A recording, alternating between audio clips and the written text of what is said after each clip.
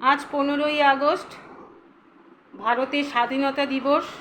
আজ থেকে 78 বছর আগে আমাদের ভারতবর্ষ স্বাধীনতা লাভ করেছিল। কিন্তু আমরা কি প্রকৃত অর্থেই যে স্বাধীনতা যে আমরা আজকে যে আমরা ভোগ করছি তার কি সম্পূর্ণ মর্যাদা দিতে আমরা পারছি? যেসব শহীদেরা তাদের রক্তপাত করে তাদের প্রাণ দিয়ে যে আমাদের দেশকে স্বাধীন করেছিল, কিন্তু সেই স্বাধীনতার কিন্তু সম্পূর্ণ মর্যাদা আমরা দিতে পারছি না। আমাদের চারধারে যে সমসাময়িক যেসব ঘটনা ঘটে চলেছে তার জন্য কিন্তু আমাদের সবার লজ্জা হওয়া উচিত।